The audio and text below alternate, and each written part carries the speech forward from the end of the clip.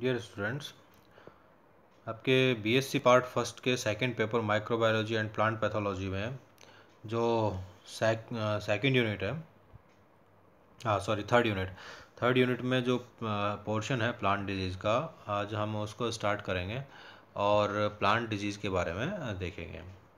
तो आपके सिलेबस में what is plant disease, animate and inanimate plant diseases and symptoms of various symptoms okay of plant diseases. So हम इन सब के बारे में बात करेंगे। आज हम कॉन्सेप्ट जो है प्लांट डिजीज़ का उसके बारे में बात करते हैं। देखिए, प्लांट जो है वो हेल्दी है और नॉर्मल है। यह कैसे देखा जा सकता है? यह देखा जा सकता है कि उसकी जो फिजियोलॉजिकल फंक्शंस हैं वो कैसे हैं। वो यदि सुचारू रूप से चल रहे हैं तो ऐसी स्थिति में प्लांट जो है वो हेल्दी होता है। जबकि यदि उसके फिजियोलॉजिकल फंक्शंस में यदि किसी प्रकार का प्रभाव उत्पन्न होता है, किसी प्रकार का एडवर्स इफेक्ट होता है, या फिर ऐसी स्थिति में जबकि उसके जो कार्य की प्रक्रियाएं हैं उनमें किसी प्रकार का हिंड्रेंस आता है, रुकावट होती है, तो वह सब जो है, कोई भी डेविएशन जो है वह डिजीज़ कहलाएगी। यहाँ पर हम देख पाएंगे any deviation is disease. The kinds of cells and tissues that become affected determine the type of physiological function that will B.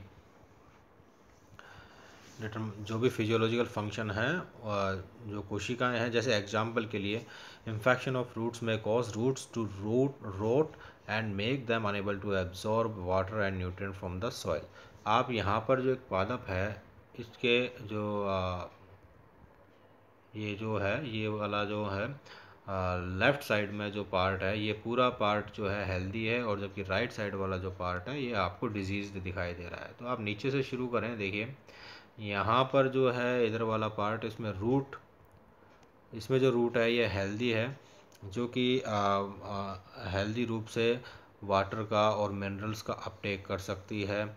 इसके अलावा जो है इसमें जो भोजन है वो भी संचित हो जाता है। जबकि यहाँ पर आप दूसरा पार्ट देखेंगे, इधर वाला राइट वाला, तो यह डिजीज्ड पार्ट है जिसमें रूट रोट हो रखा है, यानी कि रूट की जो कोशिकाएं हैं, ऊतक हैं, वो ख़राब हो चुके हैं, सड़ चुके हैं। तो ऐसी स्थिति में यह जो रूट है मिनरल्स का और वाटर का अपटेक या एब्जॉर्प्शन नहीं कर सकती, अवशोषण नहीं कर सकती। रूट के आप यहाँ पर ऊपर की ओर देख रहे हैं, ये एक जो है क्राउन गॉल डिजीज़ हो गई है। क्राउन गॉल डिजीज़ के बारे में हम बाद में पढ़ेंगे। तो यहाँ पर ये भी एक सिम्टम्स है, जो यहाँ पर आप देख रहे हैं कि जो है कुछ गोल नुमा संरचनाएं निर्मित हो गई हैं। इसी के साथ साथ आप यहाँ पर देखेंगे कि ये लेफ़्ट साइड में तो जो पत्तियाँ हैं काफ़ी साफ़ सुथरी हैं, मतलब हेल्दी हैं। और जबकि यहाँ पर जो दूसरी राइट साइड में जो हम कह रहे हैं डिजीज्ड पार्ट है पूरा का पूरा, इस पूरे डिजीज्ड पार्ट में आप लीव्स देख रहे हैं कि लीव्स मुरझाई हुई हैं, विल्टिंग हो चुकी है। विल्टिंग का मतलब है कि जो पादप की जो कोशिकाएं हैं, उन कोशिकाओं का जो जीव द्रव्य है उसमें से जल समाप्त हो जाता है, जीव द्रव्य ख़त्म हो जाता है। तो ऐसी स्थिति में विल्टिंग हो जाती है। आप यहाँ पर देख रहे हैं कि लीफ स्पॉट हो गया है, पर पत्तियों में कुछ स्पॉट नुमा संरचनाएं उत्पन्न हो गई हैं। तो ये भी एक पादप जो है रोग है। और दूसरी बात करें, हम फ्रूट्स की बात करते हैं। ऊपर देखिए, फ्रूट्स जो है रिप्रोडक्टिव जो फेज़ है इसकी, इनमें इस फूड स्टोरेज भी होता है। इनमें फ्रूट्स जो है यहाँ पर उपस्थित हैं, जो कि है काफ़ी हेल्दी हैं लेफ़्ट में। जबकि राइट में जो फ्रूट्स हैं, इनमें फ्रूट रोट हुआ है, यानी कि फ्रूट्स में जो है कोशिकाएं क्षतिग्रस्त हो चुकी हैं। लीफ लाइट आप यहाँ पर देख रहे हैं। तो कहने का मतलब ये है, इस पादप की जो आप यहाँ पर चित्र देख रहे हैं, इसमें आप काफ़ी हद तक समझ सकते हैं कि किस प्रकार जो लेफ़्ट का हिस्सा है यह तो हेल्दी है, जबकि जो राइट का हिस्सा है यह अनहेल्दी है। यानी कि जो कोशिकाएं हैं, वो अंग हैं पादप के, ऊतक हैं, वो सभी क्षतिग्रस्त हो रहे हैं, या विभिन्न प्रकार के इनमें रोग लक्षण उत्पन्न हो रहे हैं। उदाहरण के लिए हम यहाँ पर देख सकते हैं जाइलम, जाइलम को जो होता है वह जल तथा मिनरल्स के अपटेक के लिए एक महत्वपूर्ण अंग है। इसमें यदि अगर किसी प्रकार का संक्रमण होता है तो ऐसी स्थिति में जो पादप में जल तथा मिनरल्स या खनिज लवण हैं वह जो पादप के शीर्ष भाग तक नहीं पहुंच पाते और उनकी जो है प्रक्रिया पहुंचने की प्रक्रिया बाधित होती है। तो ऐसी स्थिति में यदि जाइलम में इन्फेक्शन हो जाता है तो फिर पूर्ण पादप ही मुरझा जाता है, पूर्ण पादप की मृत्यु हो सकती है। इसके अतिरिक्त इन्फेक्शन ऑफ फोलिएज, फोलिएज यानी कि जो लीफी जो भाग है, शाखाएं हैं, पर्ण है, उनमें विभिन्न प्रकार के रोग उत्पन्न हो सकते हैं। लीफ स्पॉट यानी कि पर्ण में किसी प्रकार के धब्बों का उत्पन्न हो जाना, ब्लाइट्स, जले हुए आकार के अपीयरेंस होना, रस्ट, कुछ पस्ट्यूल्स या धब्बे उत्पन्न होना जो कि जंग नुमा दिखाई देते हों, मिल्ड्यूज, कुछ अतिवृद्धियाँ होना, मोज़ेक, मोज़ेक मतलब चितकबरापन उत्पन्न होना, ये सभी जो है यानी कि पर्ण में किसी प्रकार की यदि डेविएशन आती है उसकी फिजियोलॉजिकल फंक्शन में, तो ऐसी स्थिति में प्रकाश संश्लेषण की प्रक्रिया भी प्रभावित होती है, जिसकी वजह से पादप में भोजन का निर्माण नहीं हो पाता। भोजन का निर्माण नहीं हो पाएगा तो फिर पादप जो है अंततः उसको भोजन की आपूर्ति नहीं हो पाएगी और वह मर जाएगा। तो मैं सिर्फ आपको यहाँ पर इतना बताना चाह रहा हूँ कि पादप रोग क्या है। तो आप इन उदाहरणों से भली भांति समझ गए होंगे कि जो नॉर्मल फिजियोलॉजिकल फंक्शंस हैं यदि वह सामान्य सुचारू रूप से चलते जा रहे हैं पादप के, तो पादप हेल्दी है, नॉर्मल है। लेकिन यदि उसकी फिजियोलॉजिकल प्रोसेस में, फिजियोलॉजिकल फंक्शंस में, मेटाबॉलिज्म में यानी कि शरीर क्रिया जो शारीरिक जो क्रियाएं हैं वो और उपापचय, यदि इनमें किसी भी प्रकार का परिवर्तन आता है, हिंड्रेंस आता है, रुकावट आती है, बाधा आती है, तो ऐसी स्थिति में यह लक्षण रोग के लक्षण होते हैं। अगला देखते हैं डिजीज़ की परिभाषा। Stakman and Harrar 1957 define disease as physiological disorder और structural abnormality.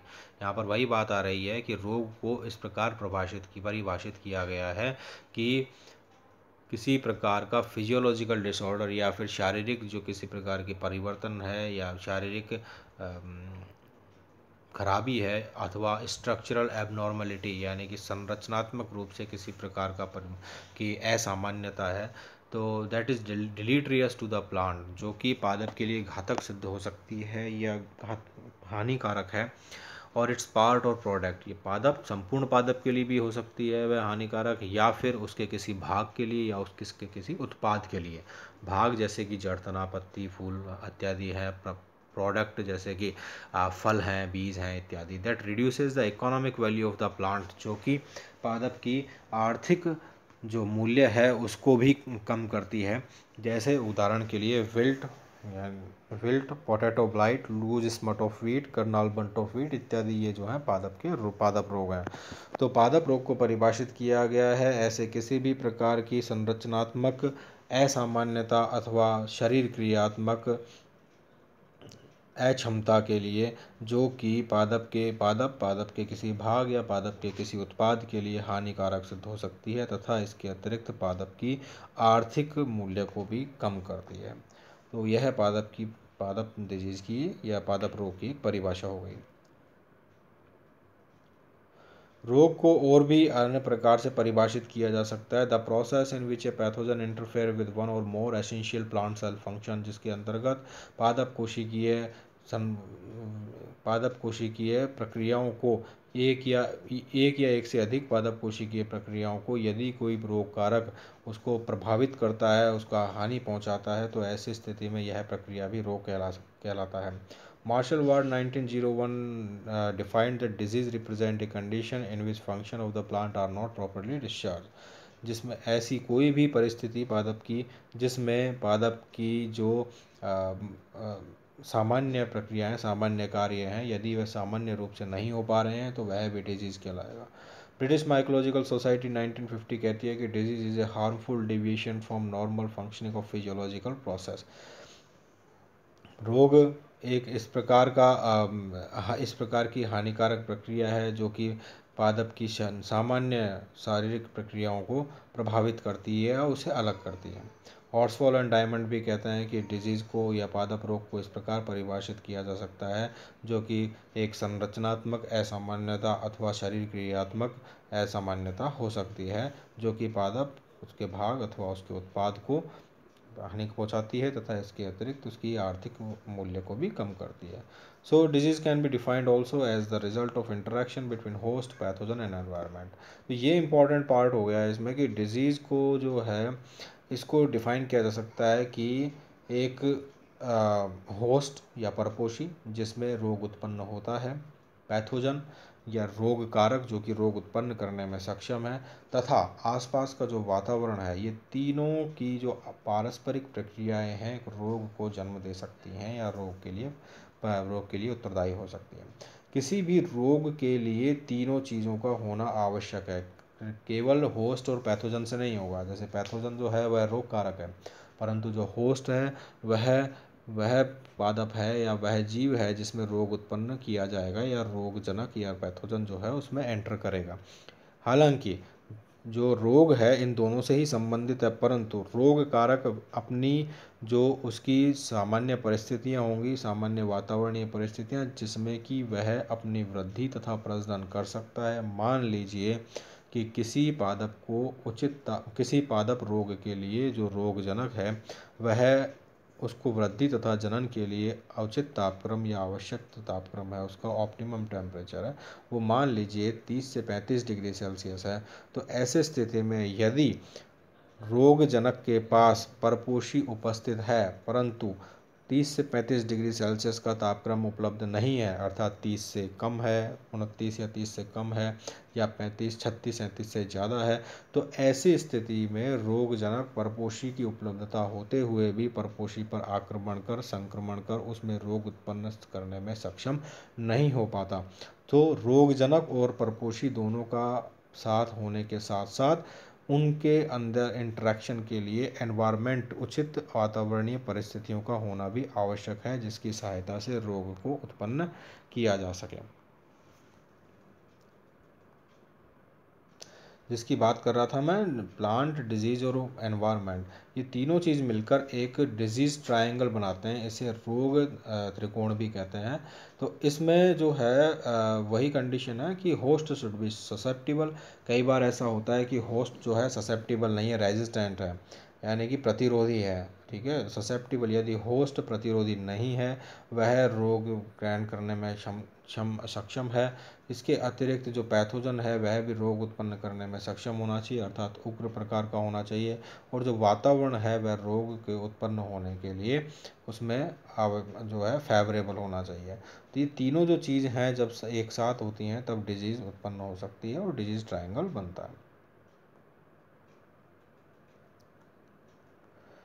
Plant disease agent की हम बात करें तो प्लांट डिजीज एजेंट या पैथोजन दो प्रकार के हो सकते हैं, living organism and non living agents. Living organism या एनिमेट ऑर्गेनिज्म भी जिनको हम कहा जाता है, ऐसे जीव जो कि रोग उत्पन्न करने में सक्षम है, जैसे कि फंजाई है, कवक है, जीवाणु है, बैक्टीरिया है, नेमेटोड होते हैं।